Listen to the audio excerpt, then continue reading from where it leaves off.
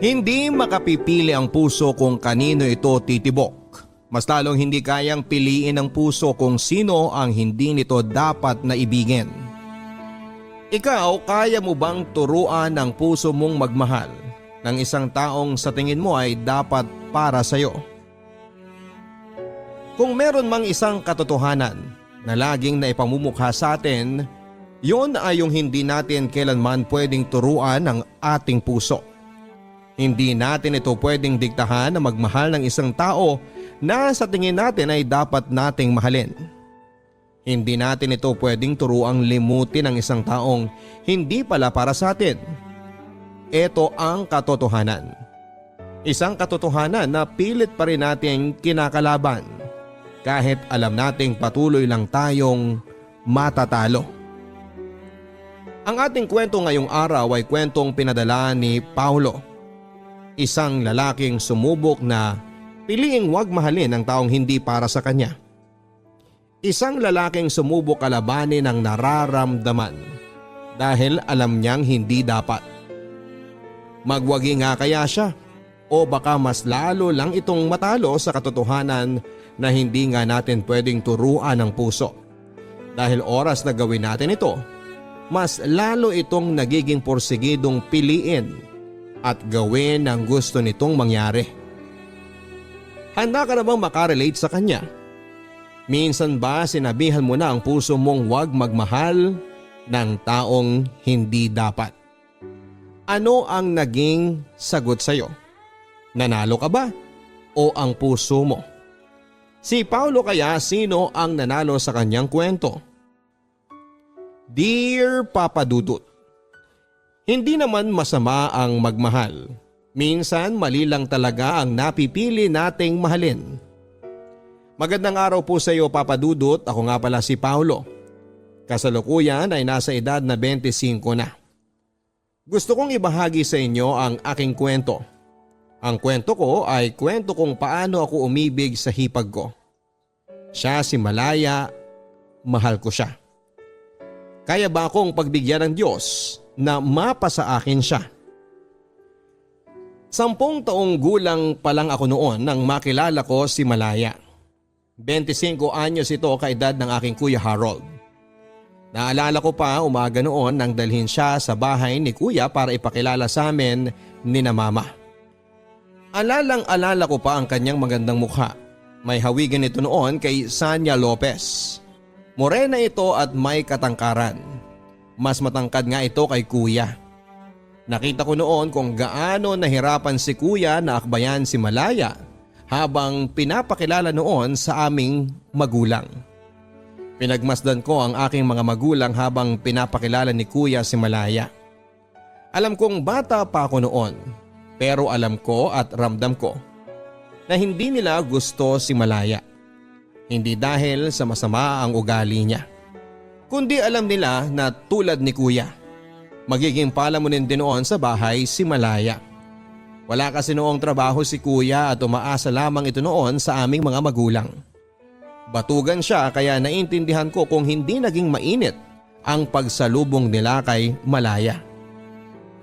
Mula noong araw na yon Papa Dudut, naging parte na ng aming bahay si Malaya.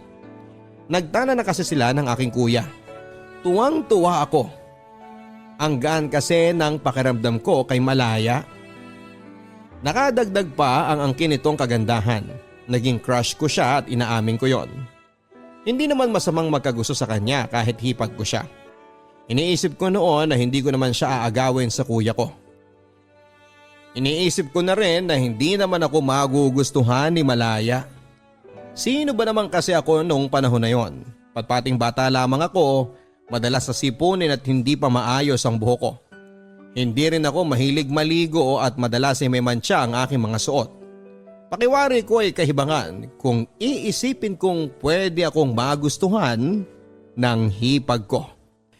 Inis na inis ako noon sa aking Kuya Harold. Hinahiya ako nito sa harapan ni Malaya. Dahil doon ay hindi ko na nilapitan pa si Malaya. Iniwasan ko ito at sobrang halata nga noon ang pag-iwas ko. Sa tuwing nakakasalubong ko siya ay takbo ako kaagad palayo. Alam ko na gusto niyang lumapit sa akin.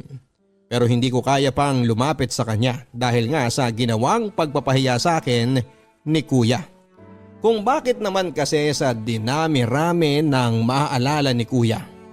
Yung pag-ihi ko pa talaga sa kama. Hindi ko naman makontrol ang sarili ko na huwag maihi sa kama. Naisip ko na normal lang naman yon sa mga batang katulad ko. Naisip ko nga rin na ikwento ko kaya kay Malaya ang mga nakakahiyang ginawa ni kuya noong bata pa ito para patas na kami. Isang araw ay hindi ko na siya nagawang iwasan pa. Nilapitan ako nito habang gumagawa ako ng merienda ko sa kusina. Sinabi nitong hindi ko raw dapat ikahiya kung naihi ako noon sa kama. Hindi ako umimik, Papa Dudut. Naalala ko pa nga na namula ang magkabilang tenga ko noon. Tatakbo na sana ako noon pero pinigilan niya ako. Hinawakan nito ang aking braso at ngumiti rin ito. Sinabi niyang kahit siya noong bata pa raw ay naihi din sa kama. Ang dami pa niyang kinuwento noon na mas nakakahiyang nangyari sa kanya noong bata pa lamang siya. Ginawa niya yon para maramdaman kong hindi lang ako ang may nakakahiyang alaala ng pagkabata. Mula nga noon ay naging okay na ulit kami. Mula noon ay mas lalo ko siyang hinangaan. Sa pagdaan ng mga araw, gumawa ako ng magagandang bagay para kay Malaya. Lagi ko itong kinukuhanan ng manggang kalabaw. Naalala ko pa na dinadayo ko pa noon ang bahay ng aking kaklase na may puno ng manggang kalabaw. May puno naman kami ng mangga dati, pero mas maasim kasi yung sa kaklase ko. Mas gusto kasi ni Malaya yung ganon. Tuwang-tuwa nga ito noon kapag may bitbit ako na mangga pagka uwi ko galing sa eskwela. Ako rin ang gumagawa ng sausawan niya. Toyo na may siling durog. Hinihigo pa niya ang sausawan kapag naubos na niya ang mangga. Tuwang-tuwa akong pinagmamasdan siyang nasasarapan sa mangga. Kaya naman bukod doon ay marami pa akong ginawang magandang bagay para sa kanya. Naisip ko kasi dati, mas lalo itong magiging magiliw sa akin kung magiging mabuti ako sa kanya. Ako noon ang nagsasamsam ng kanyang mga nilabhan. Samantala hindi na ako tumutulong noon sa pagtutupi dahil hindi naman ako marunong. Sinasamahan ko lang siya habang nagtutupi ng mga nilabhan nitong damit nila kuya. Ako naman noon ang tagabalik ng mga ipit at hanger sa lagayan sa kusina. Pinagpapainit ko rin siya ng tubig sa takore para panligo niya. Hindi kasi siya pwedeng maligo noon ng malamig dahil nagsusugat ang kanyang balat. Dati rin ako ang nagtitimpla ng kanyang juice kapag nanonood siya ng paborito niyang teleserye sa hapon. Sinasamahan ko siyang manood noon kahit na hindi ko naiintindihan ang palabas. Gusto ko lang siya na makasama. Ang ganda kasi talaga niya, tapos mabait pa. Hindi nila alam, Papa Dudut, na narinig ko ang lahat ng kanilang naging usapan. Galit na galit ako noon sa kuya ko. Hinayaan kasi nitong umalis si Malaya at naaalala ko pa na sa kwarto nila si Malaya at nag-iimpake ng damit. Umalis si kuya matapos ang argumento nila. Nilapitan ko noon si Malaya at sinubukan ko na hawakan ang kanyang mga kamay. Nakita ko nito at pinalapit niya ako sa kanya. Sinabi niya sa akin na magiging tito na raw ako. Pero sinabi rin niya na huwag ko raw ipagsasabi kahit sa magulang ko dahil ayaw ng kuya ko. Tumango lamang ako, Papa Dudut. Gusto ko siyang pigilan noon. Gusto kong sabihin sa kanya na huwag na siyang umalis. Gusto kong sabihin sa kanya na handa akong tulungan siya sa pagpapalaki ng kanyang anak pero hindi ko yon nasabi. Niyakap ako nito bago siya umalis ng bahay. Lungkot na lungkot ako noong umalis si Malaya. Hindi nalaman ng magulang ko noon na buntis na ito. Sinabi lang ni kuya dati na bumalik daw ito sa kanila para alagaan ng nanay nitong lumpo. Naniwala naman ang mga magulang ko. Inis na inis ako noon kay kuya. Napakasinungaling nito. Inisip ko na kung ako lang ang nakabuntis kay Malaya, hindi nito kailangang umalis. Kung ako nakabuntis kay Malaya ay gagawin ko ang lahat para mabigyan sila ng magandang buhay. Naisip ko rin na sana ako na lang si kuya para napanindigan ko siya. Di sana kapiling pa namin noon si Malaya. Akala ko habang buhay ko nang hindi makikita si Malaya, Papa Dudut, nagkamali ako. Makalipas kasi ang ilang linggo ay nalaman ko na lang na sinundo ni Kuya si Malaya sa bahay nila. Tuwang-tuwa ako noong nakita kong pumasok sa pintuan si Malaya. Ako nga noon ay ang unang lumapit sa kanya para yakapin siya. Doon na rin nila inamin na buntis nga si Malaya. Tulad ng inaasahan ni na Kuya, hindi naging maganda ang pagtanggap ni na Mama sa balitang yon. Pero wala na silang nagawa. Ando na raw eh. Tanggapin na lang daw yon. Yon ang sinabi ni Mama. Dahil nga may pinaghahandaan na sina Kuya at Malaya noon ay kailangan nilang parehong magtrabaho. Naging jeepney driver si Kuya samantalang si Malaya naman ay naging kasama ni Nanay sa pamamalengke ng mga gulay at karne na siya namang nilalako nila sa aming barangay. Kailangan nila noon na makaipon para sa panganganak ni Malaya. Nung una naging sapat naman ang kinikita nila. Pero nang tumagal ay hindi na. Naging sakitin kasi si Malaya at hindi naging madali noon ang pagbubuntis niya. Lagi siyang tinatakbo noon sa ospital. Napupurnada pa nga ang pamamasada noon ni Kuya dahil kailangan niyang ihatid si Malaya sa ospital gamit ang jeep na pinapasada niya. Naaawa ako noon kay Malaya. Alam ko na hindi nila kakayanin ang gagastusin sa panganganak nito kung laging ganon ang mangyayari.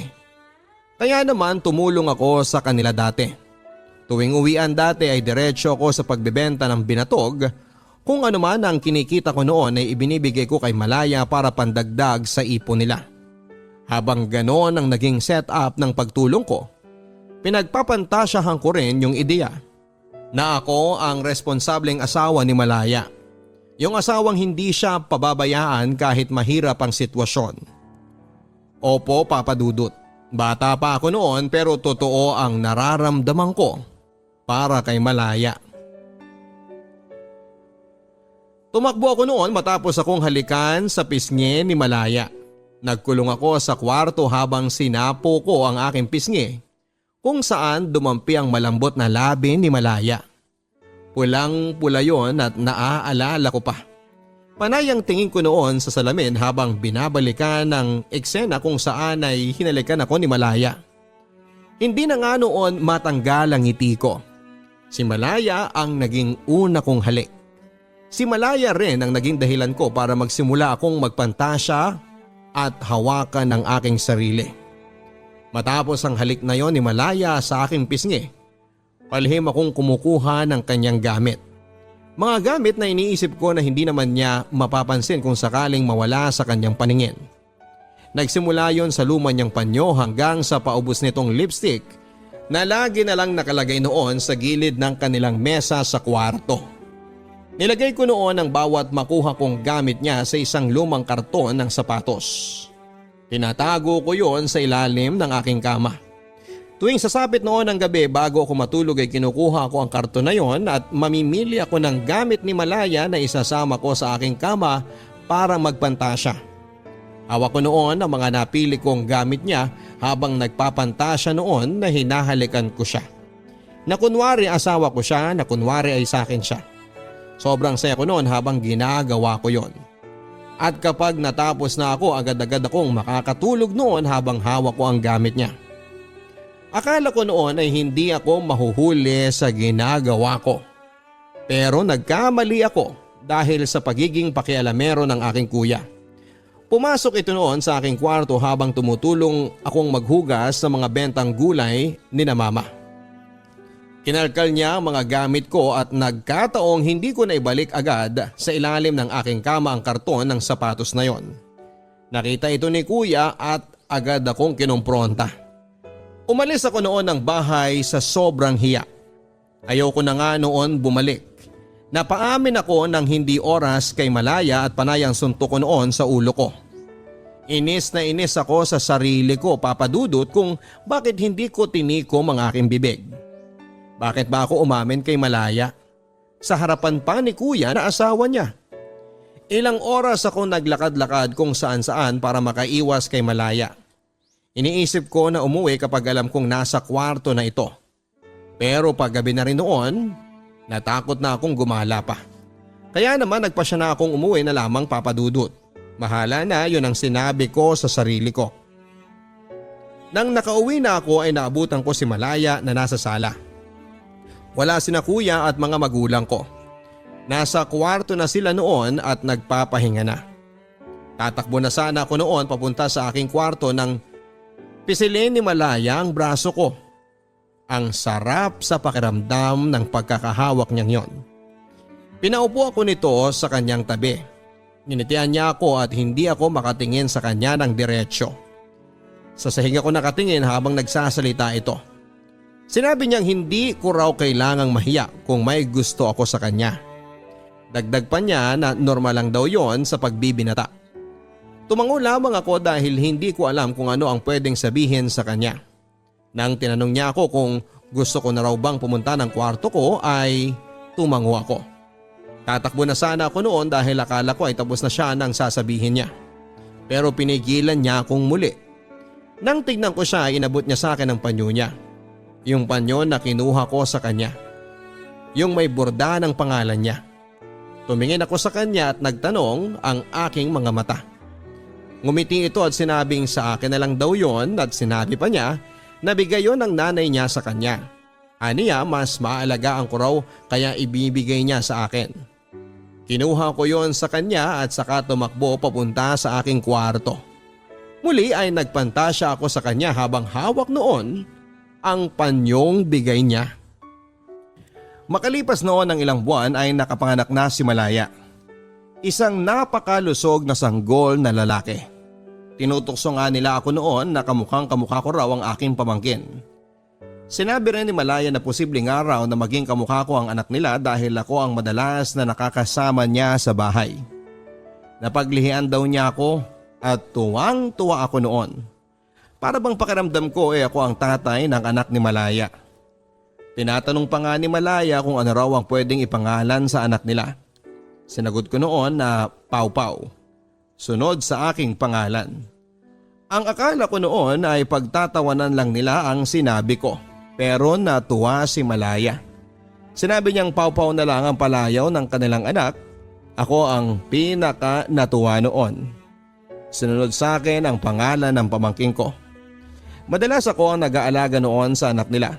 Nagkataon kasi na bakasyon sa school at imbes na makipaglaro sa mga bata ay madalas na pinipili kong magtimpla ng gatas ni Pau Pau. Hindi kasi nagpapadede si Malaya.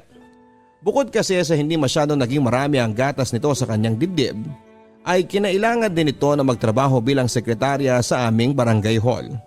Kaya nga tulad ng sinasabi ko sa inyo, ako ang madalas na nag-aalaga kay Pau Pau. Kahit noong balik eskwela na dahil pasukan na naman, lagi pa rin ako nagmamadaling umuwi para maalagaan si Pau Pau.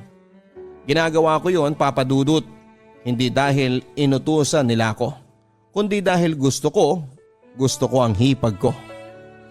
Hindi na ako noon nagbebenta ng binatog, wala na rin kasi akong oras. Kahit sayang ang kikitain ko noon ay mas pinipili ko mag-alaga na lang ng bata. Wala rin kasing mapag-iiwanan kay Pau Pau kundi ako lamang. Si kuya naman ay tuloy pa rin ang pagiging jeepney driver noon. Madalas ay konti lang ang naiuwi niyang pera. Di dahil mahina ang pasada, kundi dahil bili ito ng bili ng mga gamit niya para sa sarili niya at hindi para kay baby Pau Pau. Noong napansin kong naging ganito na si kuya ay napilitan akong ibenta noon ang mga gamit ko. Tulad ng comics, iba pang damit na niregalo sa akin ng aking mga ninong at ninang. Pati na rin ang iba kong laruan. Inipon ko ang pera at ibinigay ko kay Malaya. Nagulat na lamang ako nang biglang umiyak si Malaya. Hindi ko alam ang gagawin ko noon. Iniisip ko na talaga atang may problema sila sa pera kaya siya napaiyak ng ganon. Pero hindi pala. Iba pala ang naging dahilan ng pag-iyak ni Malaya. Nalaman kong bukod sa problema nila noon sa pera ay may babae din si kuya. Narinig ko na nag-uusap sina mama at Malaya. Umiiyak din noon si Malaya habang dinidetalye kay mama kung paano nito nahuli si kuya na may ibang babae. Nabasa raw ni Malaya noon sa cellphone ni kuya ang malaswang usapan nila nung babae. Nanginginig noon si Malaya habang nagkikwento at binabalikan ang kaganapang yon. Awang-awa ako kay Malaya habang pinakikinggan ko siya. Sinabi niya kay mama na aalis na lang daw siya. Sinabi niya na hindi raw niya kaya ang lokohin na lang ng ganon. Pinigilan siya ni mama at sinabi niyang bigyan pa raw ng tsansa si kuya at magbabago pa raw ito. Hindi naman kumbinsido noon si Malaya. Desidido na itong umalis pero nakiusap si mama. Sinabi niyang kawawa naman daw si Pau Pau kung lalaki itong walang kapiling na ama. Doon na kumalma noon si Malaya. Natamaan siya sa sinabi ni mama. Dahil doon ay nanatili si Malaya sa bahay kahit na hirap na siya sa kanyang sitwasyon. Tinikom ni Malaya ang kanyang bibig tungkol sa pambababae ni kuya. Alang-alang kay Pau Pau ay nagtiis si Malaya. Naging madalas din ang away nila noon ni kuya at lagi ko dating naririnig. Narinig ko noon kung paano siyang paulit-ulit na minumura ni kuya. Iyak lang ang naging sagot noon ni Malaya at awang-awa ako sa kanya, Papa Dudut. Kung pwede lang ako makialam sa kanila ay ginawa ko na. Pero dahil bata pa ako noon at hindi dapat makialam sa away ng matatanda ay mas pinili kong makinig na lamang at ipagdasal na malampasan niyo ni Malaya. Isang araw ay nawala na lang na parang bula si kuya. Nalaman namin na sumama na ito sa kanyang babae. Panay ang iyak noon ni Malaya at aalis na sana talaga siya sa bahay namin pero pinigilan siya ni mama. Ang sabi ni mama kahit wala na si kuya, dapat manatili pa rin si Malaya sa bahay dahil parte na siya ng pamilya namin. Natuwa ako sa mga sinabi ni mama. Tulad ko ay napamahal na rin siya kay Malaya. Sino ba naman kasing hindi magmamahal kay Malaya? Napakabait nito. Hindi ko talaga alam kung bakit nagawa ni kuya ang mga bagay na yon kay Malaya. Naisip ko nga noon, Papa Dudut, na sana ay may switch button ng puso para matigilan na ni Malaya ang pagmamahal niya kay kuya. Naisip ko rin na baka makatulong din sa akin ang switch button na yon para tumigil na ang nararamdaman ko para sa kanya. Papa Dudut, habang tumatagal ay lumalaki ang pagmamahal ko kay Malaya. Alam kong bata pa ako noon pero sigurado na ako sa nararamdaman ko. Hindi nga yon nawala hanggang sa pag-abante ng edad ko. Mas lalong napapamahal ako sa kanya dati habang tumatagal dahil mas naging malapit kami noon sa isa't isa. Dahil wala na nga noon si kuya sa buhay niya. Ako na ang humahalili para alalayan siya sa maraming bagay. Tumayo ako na parang batang ama sa kanilang anak na si Pau Pau. At masasabi ko noon na wala akong ibang gustong sitwasyon kundi ang maging pamilya kaming tatlo ni na Malaya. Sa aking pagbibinata, wala akong ibang naging gusto kundi si Malaya lang. Siyempre hindi ko yon sinabi sa kanya. Bukod sa alam kong torpe ako ay alam ko rin na hindi magandang tignan. Naging asawa siya ni kuya, nanay siya ng pamangkin ko. Tinago ko noon ang nararamdaman ko at wala akong naging balak gawin para malaman niya ang nararamdaman ko para sa kanya. Tuwing nag-uusap kami noon kung may babae na ba akong natitipuhan ay panayang iwas ko. Hindi ako magaling magsinungaling at alam kong konting udyok pa ni Malaya ay mapapaamin ako. Wala akong naging karelasyon noon at parehas kami ni Malaya. Tinatanong ko siya kung bakit hindi pa siya makipagrelasyon. Sinabi naman ni na mama na pwede naman siya magkaroon ng ibang boyfriend para maging masaya naman daw siya. Pero umiling lang noon si Malaya. Hindi rin ito nagbigay ng sagot sa akin. Kami na lang ang nag-iisip na baka na-trauma na ito sa ginawa ni kuya sa kanya dati. O pwede rin na masyado na siyang kontento sa kanyang anak na si Pau Pau. Kaya hindi na nito noon kailangan pa ng pagmamahal ng ibang lalaki. Nakuha ko ang totoong sagot kay Malaya kung bakit wala pa siyang nagiging karelasyon noon. Kung bakit hindi pa rin ito magawang magmahal ng iba. Mahal pa rin niya si kuya. Hindi man niya aminin noon ay ramdam ko yon. Rinig ko yon. Rinig ko ang paimpit niyang iyak dati, gabi-gabi yon at walang palya. Gustuhin ko man nakatukin siya para aluin ay hindi ko yon ginawa. Hinayaan ko lang na ibuhos niya ang nararamdaman niya sa pamamagitan ng pag-iyak. Mabilis na lumipas ang panahon at nag-21 na ako. Sa isang iglap ay naging binata na ako at naging espesyal nga ang pagsalubong ko noon sa ganap na pagbibinata ko dahil ang unang bumate sa akin ay si Malaya. Naalala ko pa na sinalubong ako nito isang gabi. May hawak siyang cupcake noon na nabili niya bilang merienda ni Pau Pau. Sa cupcake na yon ay tinusukan niya ito ng maliit na birthday candle. Pamilyar ang kandilang yon. Kandila yon noong unang kaarawan ni Pau Pau. Paano ko nalaman ako ang bumili ng kandilang yon at nung first birthday cake ng aking pamangkin. Nagulat ako sa sinabing yon ni Malaya Papadudut. Sumunod ako sa sinabi niya. Hinalikan ko siya ng mas matagal, mas madiin at mas nananabik. Sumabay siya sa bawat paghaliko hanggang sa may pagkukusa na noon ng aming mga paa na magtungo sa aking kwarto para ituloy ang hangganan ng halik na yon. Papadudot, kumawala kaming dalawa ng gabing yon. Hindi ko rin alam kung ano ang pumasok sa mga utak namin kung bakit hinayaan naming manipulahin kami ng aming mga katawan.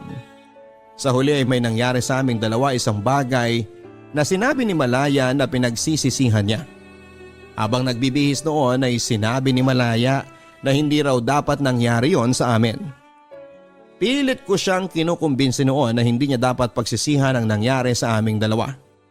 Sinabi kong gusto ko ang nangyari. Tinatanong ko kung nagustuhan niya rin yon, hindi siya sumagot. Hindi ko siya hinayaang makaalis ng kwarto hanggat hindi kami nakakapag-usap na dalawa. Nakita ko ang pagkakataon na yon para aminin sa kanya ang tunay kong nararamdaman. Sinabi ko na matagal ko na siyang mahal. Sinabi ko rin na handa akong maging ama kay Pau Pau. Umiling lang si Malaya. Masyado siyang natatakot sa sasabihin ng magulang namin. Naisip ko noon na tama naman siya at hindi nga naman maganda kung pareho kaming magkapatid na tinuhog niya. Hindi ako tumigil noon na kumbinsihin si Malaya at sinabi ko sa kanya noon na pwede naming subukang dalawa kahit na palihim. Hindi siya umimik. Mukhang nagustuhan niya ang sinabi ko. Sa huli ay pumayag naman ito. Pero sinabi niya sa akin na wala raw assurance na mahuhulog siya sa akin. Sinagot ko siya at sinabi ko na hindi ako takot sumugal. Nilihim nga namin ang relasyon namin, Papadudut. Laging may nangyayari sa amin tuwing wala sina mama.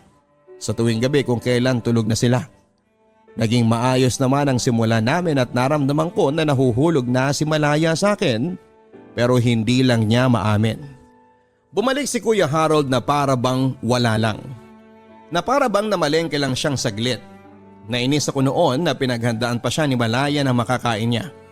Panay ang hawak ni Kuya sa kanya kahit panay noon ang ilag ni Malaya. Dahil hindi ko na kinaya ang nakikita ko ay umalis ako. Hindi ko rin siguro kaya na marinig kung ano man ang mapag-uusapan nila ng mga oras na yon. Ayokong marinig na sabihin ni Malaya na mahal pa rin ito si Kuya Harold. Ayos na kami nun eh. Kung bakit kasi bumalik pa si Kuya. Nang umuwi ako matapos kong magpahangin ay nadatnang ko si na Kuya, si Malaya at ang mga magulang ko sa sala. Nakita kong hindi masaya ang mukha ng mga magulang ko pero tinanggap na lang nila na bumalik na si Kuya. Naisip nila na ayos na rin daw para may ama ang apo nila. Nagalit ako ng palihim lalo na noong naramdaman kong umiwas na noon sa akin si Malaya. Naisip ko na baka nga nagkabalikan na silang dalawa. Alam ko na talo ako, may anak silang dalawa. Ako naman ay kaulayaw lang noon ni Malaya tuwing gabi at malungkot siya. Umiwas na rin ako kay Malaya at naisip ko na para rin ito sa ikabubuti ni Pau Pau. Gusto kong lumaki ang bata ng buo ang pamilya niya. Sinubukan kong kalimutan na noon si Malaya pero hindi ako nagwagi. Isang gabi nagulat na lamang ako nang pumunta si Malaya sa kwarto ko. Sinabi nito sa akin na hindi na raw niya mahal si Kuya. Sinabi rin niya na ako ang mahal niya. Natuwa ako. Inalikan ko siya at may nangyaring muli sa aming dalawa at nung nahimasmasan ako, bigla kong naisip na mali yon. Sinabi ko rin sa kanya na yun na dapat ang huling beses na may mangyari sa amin.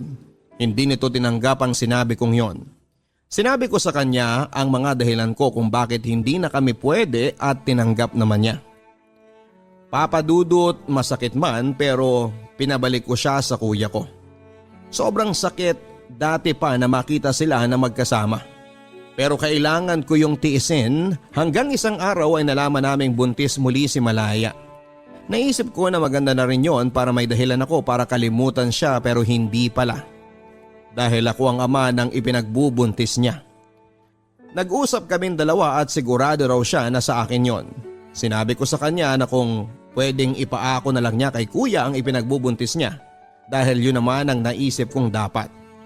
Sinabi ko sa kanya na kahit ganoon ang gagawin niya ay hindi ko pa rin sila pababayaang mag-ina. Pumayag naman ito sa isang kondisyon. Sinabi niya na ipagpatuloy pa rin daw naming dalawa ang lihim naming relasyon, Papa Dudut. Pumayag ako. Hindi dahil gipit na ako noon sa sitwasyon kundi dahil mahal ko si Malaya. Hindi naman masama ang magmahal. Minsan mali lang talaga ang napipili nating mahalin. Mali na pinili kong mahalin si Malaya, mali na hinayaan ko ang sarili kong mahulog ng husto sa piling niya. Dapat kinontrol ko noon ang sarili ko para hindi na kami napunta sa mas mahirap na sitwasyon. Pero nagmahal lang ako. Hindi ko kontrolado kung sino ang pipiliin ng puso ko. Sa ngayon ay wala pa rin nakakahalata sa relasyon naming palihim ni Malaya. Sa pagdaan nga ng panahon ay naging magaling kami sa pagtatago. Walang kaalam-alam si kuya na tuwing wala ito sa bahay o tuwing tulog ito ay may nangyayari sa aming dalawa ni Malaya. Hindi ko alam kung hanggang kailan kami magiging ganito ni Malaya. Ipinagdarasal ko na lamang ngayon na sana ay hindi kami mahuli. Dahil wala akong maisasagot na tama sa kanila dahil alam kong una pa lamang ay mali na talaga ito. Maraming salamat po Papa Dudut sa pagbasa ng aking liham. Paulo. Hindi naman masama ang magmahal at minsan mali lang talaga ang napipili nating mahalin. Kung bakit naman kasi hindi lang pwedeng tama lagi ang napipili nating mahalin. Kung bakit naman kasi may mali pa pagdating sa pag-ibig. Paulo, hindi madali ang sitwasyong napiling pagdalhan sa iyo matapos kang magmahal ng maling tao. Hindi ko rin masasabi kung paano ka totoong makakalaya sa sitwasyon mong yan kung sobrang inipit ka na ng sitwasyon. Hindi ko rin gustong sisihin ka pa sa mga nangyari dahil tapos na yon. At dapat matuto na lang tayo mula doon. Kung ano man ang kinakaharap mong sitwasyon na hiling ko na sana ay makaisip ka ng paraan para maitama mo ang lahat. Hindi ko pwedeng idikta sa iyo kung ano at papaano yon. Tanging ikaw lang ang nakakaalam kung ano ang pwedeng gawin sa nangyayari sa inyo. Anong gagawin mo kung ang taong inaakala mong magpoprotekta sa iyo ang una pang maduduwag at sa pagsubok na naranasan mo ay ang taong hindi mo pa kilala ang mas tutulong sa iyo? Pakinggan ang kwento ni Andrew ng Cavite dito sa Papa Dudut Stories. Papa Dudut Stories.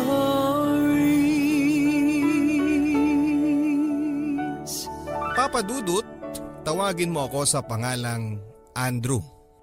29 years old at kasalukuyang naninirahan sa Cavite. Hindi ko makakalimutan ang lahat ng hirap sa buhay ko at kung paano ko nakamtan ang maginhawang buhay. Sa ngayon, salamat sa isang tao na hindi ko akalain na magiging biyaya ng langit sa buhay ko at ng aking pamilya. Kung sino siya, makikilala niyo siya sa pag-usad ng aking kwento. Tatlo kaming magkakapatid, Papa Dudut. Si Ate Juliet ang ate naming lahat. Si Kuya Alex ang pangalawa sa magkakapatid at ako, Papa Dudut. Ang bunso na madalas ay tagasalo ng lahat ng pinaglumaan ni Kuya at madalas na nauutusan naman ni ate. Nung una ay mahirap tanggapin ang sinapit ko sa pamilyang ito bilang bunso at alila nila. Pero sa pagtagal ay tinanggap ko rin na kaakibat ng pagiging bunso ang pagkakaroon ng sandamakmak na obligasyon sa mga panganay kong kapatid. Ang mas importante sa akin ay ramdam ko naman na ako ang paborito ni tatay. Palibhasa kasi Papa Dudut ay junior niya ako. Sa katunayan ay madalas akong uwian ni tatay ng paborito kong pritong manok na nabibili niya sa kanto. Ang tatay ko, Papa Dudut, ay isang masipag at tapat na empleyado ng gobyerno Sa katunayan ay naging tanod pa siya bago siya na-assign bilang traffic enforcer sa aming bayan. Maliit lamang ang kinikita ni Papa pero sa kabila nito ay masigasig pa rin siya para mapanatili ang maayos na daloy ng trapiko sa aming bayan. Nasa minimum naman ang kinikita ni Tatay Papadudut pero dahil sa dami naming magkakapatid na umaasa sa kanya ay halos hindi rin naman mapagkasya ang kinikita ni Papa. Idagdag mo pa ang taon-taon na pag-increase ng upa sa renta ng tinutuluyan namin. At para makatulong sa mga gastusin, si Mama ay may naisip na rin kabuhayan sa pamamagitan ng home service ng manicure at pedicure. Noong dalaga pa si Nanay, dati siyang nagtatrabaho sa isang beauty parlor sa Maynila. Pero noong nagkakilala sila ni Papa at nabuntis, napilitan na rin siyang huminto sa pagtatrabaho dahil sa pag-aalala na makalanghap ng mga kemikal na makakasama sa pinagbubuntis ni Mama. Ipinangako naman ni Papa na sumama lang sa kanya si Mama sa Cavite ay magsusumikap siya para buhayin si Mama. Okay naman daw ang lahat sa simula. Pero nang sunod-sunod na ang ginawang pagbubuntis ni Mama ay doon nila naramdaman na hindi na nga sumasapat ang kinikita ni Papa. Ayon kay Papa, lahat daw ng hirap at init sa pagkakabilad sa araw para lamang magmando ng daloy ng trapiko ay kaya niyang tiisin para lamang mapunan ang pangangailangan naming magkakapatid. Mga anak, wala akong ibang hiling kundi ang makatapos lang kayo sa pag-aaral. Para naman hindi kayo magaya sa akin. Isang hamak na traffic enforcer. Madalas na sabihin niya ni Papa tuwing nababalitaan niya ang ginagawang pagbubulakbol at pakikipag-away ng Kuya Alex ko sa mga kalaban nitong gang. Kaya ikaw Alex, huwag mo nang hintayin na mawala na ako ng gana na bayaran ang tuition mo dahil inuunan po pa yung pagbubulakbol at pagsama-sama dyan sa mga sanggano mong kaklase. Pa, wala naman po kaming klase kanina eh. Pinagpa-practice lang kami ng sayaw para sa foundation day. Kabisado ko na yun eh. Kaya sumama na lang ako sa mga tropa ko sa birthday party. Pangangatwira naman ni Kuya Alex. Na may kasamang inuman, hindi ba? Tapos nung lasing na kayo, nagkakapikunan na. Isa ka din sa mga nakisuntok sa mga kaaway ng kaklase mo. Tignan mo nga yung mukha mo. Kulang na lang manghiram ka ng mukha sa aso sa dami ng black eye mo. Boss ka naman ni Papa kay Kuya. Juliet anak, ikuha mo ko ng tubig. Hindi ako makahinga. Ang sabi naman ni Papa. O Andrew, ikaw ang malapit sa kusina. Ikuha mo si Papa ng tubig. Singhal naman sa akin ni Ate Juliet. Sa tuwing nauupo si Papa at tumatahimik, alam na naming magkakapatid na tumataas na naman ang presyon ni Papa. Nakakaawang makitang ganito si Papa. May high blood na nga pero kailangan pa rin niyang magbilad sa araw para gawin ang kanyang trabaho na pagmamando ng trapiko. 2:00 ng hapon matapos ng shift ni Papa nang mabalitaan namin na nawalan daw ito ng malay. Hindi naging maganda ang pagbagsak ni Papa dahilan para mabagok ang ulo niya. Ayon pa sa mga doktor na sumuri kay Papa, atake daw sa puso ang kinamatay niya. Pero mas naging malala ang sinapit niya dahil sa pagkakabagok ng ulo ni Papa. Kung nakapagsabi sana ito na meron siyang nararamdaman para naipahinga muna niya, ay hindi na sana nauwi pa sa pagkawala ng balanse niya. Halos manlumo kaming buong pamilya nang marinig namin ang balitang ito. Lalong-lalo na si Mama. 1 buwan din bago namin nakausap ng matino si Mama. Lagi kasi siyang tulala nitong mga nakaraang araw. At nang makausap nga namin, nagpaalam naman siya na aalis na raw siya ng Pilipinas para magtrabaho sa Japan. Kaya pala madalas ang pag-alis niya ng bahay noon nang walang pasabi. Ma, Bakit naman po biglaan? Kalilibing lang po ni Papa, Ma. Tanong ni ate kay Mama. Alam ko pero minsan lang ang ganitong klase ng pagkakataon. Hindi ako dapat magpatumpik-tumpik. Hindi ko dapat palampasin ito. Seryosong sagot naman ni Mama. Bata pa si Mama kaya hindi nakapagtataka na matanggap pa siya sa inaplayan nitong trabaho sa Japan. Mabilis ang mga sumunod na mga pangyayari, Papa Dudut. Agad ding nakalipad si Mama papunta sa Japan. Kasama ng kaibigan niyang dati nang nagtatrabaho doon. Sa simula ay nagagawa pa ni Mama na makipag-usap sa amin sa telepono at sa Facebook. Pero hindi nagtagal ay nawala na rin kami ng communication. Ang huling balita namin kay Mama ay nakapag-asawa na raw ito ng hapon. Okay lang sa amin yon, Papa Dudut, bilang balo na nga si Mama. Pero ang labis naming kinakalungkot ay tila ba kinalimutan na niya kaming mga anak niya. Ayon sa balitang nakarating sa amin mula sa kaibigan ni Mama, sobrang higpit daw ng bagong asawa ni Mama. Maging sila ay pinagbabawalan na makipag-usap kay Mama. Dahil dito ay sobra din ang naging pag-worry namin kay Mama. Dahil dito ay parang bula na ring naglaho si Mama sa amin. Pero hindi naman hihinto ang buhay namin sa pagkawala ng aming mga magulang. Kailangan naming dumiskarteng magkakapatid. Nang mga panahon na yon ay nasa 4th year high school na ako at kailangan kong umextra sa restaurant na pagmamay-ari ng kaibigan ni Mama, si Ninang Fe.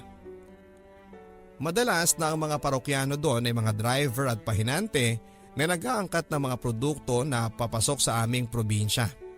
Bagamat mahirap ang trabaho sa pagiging waiter, helper at dishwasher ay nagagawa ko naman ang maayos ang trabaho ko kahit papaano. Palibhasa kasi ay mabait naman si Ninang Fe. May kahawigan pa nga siya kay Nida Blanca at lagi pang nakangiti. Naiintindihan din niya na nag-aaral ako kaya okay lang sa kanya kung kailangan kong mag half day at umuwi ng mas maaga. Huwag lang talagang matatiming na si Kuya Nesty ang bantay sa kaha. Malayong kamag-anak si Kuya Nesty ni Ninang Fe at ramdam ko na umpisa pa lang na mabigat na ang dugo nito sa akin. Baka akala mo sinuswerte ka dito, Andrew. Hindi palibhasa na pinapaboran ka ni Ate Fe sa pag-aaral mo ay lagi mo nang idadahilan ng school mo para hindi mo matapos ang mga trabaho mo dito. Bulyaw sa akin ni Kuya Nesty matapos akong payagan ni Ninang Fe na mag half day sa trabaho. Dahil sa mga school projects na kailangan naming tapusin. Naiintindihan ko naman si Kuya Nesty kung bakit siya naiinis sa akin. Pero kailangan ko ding isipin ang tungkulin ko bilang estudyante. Sa pagiging waiter ko ay may nakilala ko, isang negosyante. Si Kuya Walter. Nag-aangkat si Kuya Walter ng mga produktong hinahabi sa lugar namin, Papa Dudut. Hands-on siya sa negosyo niya. Siya mismo ang nagde-design sa mga barong na ginagawa niya. Maliban dito ay may mga apartments din siya na paupahan sa bayan namin. Magiliw din ako. Yun ang sinasabi sa akin ni Kuya Walter, Papa Dudut. Bukod kasi sa madaldal ako ay maasikaso ako sa tuwing nagpupunta siya sa restaurant ni Ninang. Bagay na labis niyang kinakatuwa. Sa katunayan ay galante si Kuya Walter, Papa Dudut. 500 pesos siya kung mag-tip sa akin. Hindi rin siya pumapayag na iba ang magsiserve sa kanila ng mga tauhan niya sa tuwing nagdaraan sila sa restaurant. Grabe ang tuwa ko sa tuwing nagbibigay sa akin ng tip si Kuya Walter, Papa Dudut. Minsan 500 pesos. Pero kung suswertehin ka ay may 1,000 pesos ka pa. Hanggang isang araw ay niyaya niya ako na lumabas kasama siya. Sa Maynila, doon kita ipapasyal para naman ipamili kita ng mga usong damit ngayon. Wala na kasi sa uso yung sinusuot mo. Isa pa, gusto rin kitang bigyan ng bagong trabaho. At kung papayag ka sa Maynila, doon mo na rin ituloy ang pag-aaral mo kahit hanggang sa college pa. O hindi ba, bongga? Nakangiting sabi sa akin ni Kuya Walter noon. Kuya Walter, salamat po. Hindi ba sabi ko sa'yo, huwag mo na akong tawaging kuya? Hindi naman tayo magkapatid, isa pa nakakatanda at nakakalalaki masyado yung kuya. Walter na lang. Aaminin ko sa inyo Papa Dudut na labis ang naging kasiyahan ko sa mga pangyayari. Sa katunayan nga ay hindi na ako nagdalawang isip na magsabi ng oo sa kanya. Kahit na hindi pa ako nakakapagpaalam sa ninang ko. Alam ko naman na papayag si Ninang Fe. Lalo na kapag nalaman niya ang trabahong inaalok sa akin at libreng pag-aaral hanggang sa college pa. Pero ang hindi ko inaakala ay ang hindi pagsang-ayon ni Kuya Nesty, yung malayong kamag-anak ni Ninang Fe. Masyado naman yatang matayog ang pangarap mo, Andrew. Ikaw, makakapag-aral ka at magtatrabaho ka sa Maynila. Walang ganong klase ng tao, Andrew, na tutulong sa isang katulad mo. Malakas na sabi ni Nesty. Bago niya ako tinulak ng malakas. Ayaw kasi ni Nesty na payagan ako na magbakasyon para magpa-Maynila. Kukulangin daw kasi ang mga tao sa restaurant kapag nagbakasyon grande pa ako sa Maynila. Okay lang sa akin kung ganon Papa Dudut, kung hindi niya ako payagan. Pero ang labis na kinagalit ko ay yung tinulak pa niya ako ng malakas. Hindi na ako nakapagtimpi pa Papa Dudut. Gumante rin ako sa pamamagitan ng pagtulak sa kanya. Pero ginantihan din niya ako ng malakas na suntok. Siyempre hindi ako pumayag na hindi ako makakaganti. Mabuti na lamang at maraming mga kasamahan namin ang umawat sa aming dalawa dahil halos manghiram na sa aso ng mukha si Nesty matapos ko siyang mapuruhan. Matapos ang insidente ay pareho pa kaming nasisante ni Ninang Fe. At naiintindihan ko naman Papa Dudut kung bakit ganon ang naging desisyon ni Ninang. Wala akong naging sama ng loob sa kanya. Sa huli ay natuloy na rin ang kagustuhan ko na makapamasyal sa Maynila. Yun nga lang, nawala naman ako ng babalikang trabaho. Okay lang yan Andrew, kakailanganin kita sa Maynila. Gusto ko yung husay mo sa pakikipag-usap mo sa tao. Marami ka pang pwedeng matutunan ng higit pa sa pagiging serbidor mo dyan sa restaurant ng ninang mo. Mag-aral ka Andrew. Kapalit ang pagtulong mo sa akin sa ibang mga negosyo ko sa probinsya.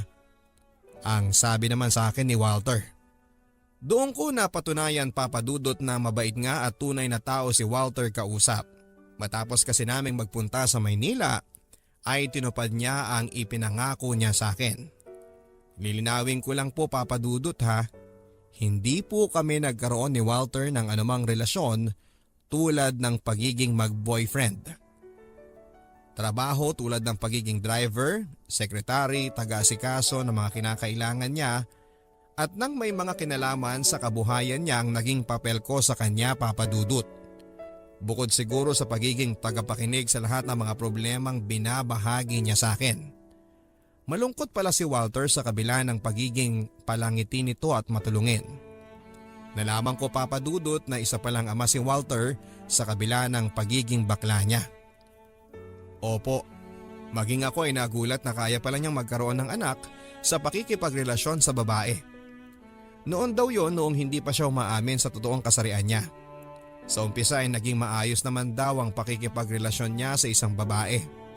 Sa katunayan ay nagpakasal pa silang dalawa. Yun nga lang ay sumama sa iba si babae kasama ng anak nila nang malaman nito na silahi siya. Wala naman akong boyfriend noon Andrew. Mainhin ako. Hindi naman ako haliparot sa kung sino-sinong lalaki. Basta dumating na lang yung araw na pinagbintangan niya ako na nanlalalaki daw ako. Yun pala, malaman-laman ko, siya itong may ibang lalaki. At sinasama pa niya doon sa bahay ng lalaki yung anak naming si Angel. Nakakalungkot lang na hindi ako pinaboran ng korte sa custody ng bata. Sa nanay daw dapat ang batang minor de edad. Wala naman kasi akong matibay na pruweba para patunayan na nanlalaki siya at hindi ako. Seryoso ang sabi ni Walter noon. Lumipas ang ilang mga araw at niyaya ako ni Walter na mamasyal Papa Dudut. Saan tayo pupunta? Nagtatakang tanong ko sa kanya habang hawak ni Walter ang braso ko. Huwag ka ng maraming tanong. Sumakay ka na lang sa kotse. Sa pagmamaneho ni Walter ay napadpad kami sa isang malaking gusali na may makikinang na ilaw. Sa parking pa lang ng gusali ay alam ko nang glamoroso ang lugar na yon. Sa isang kasino kami nagpunta. Sa totoo lang ay unang beses ko pa lamang makapasok ng isang kasino.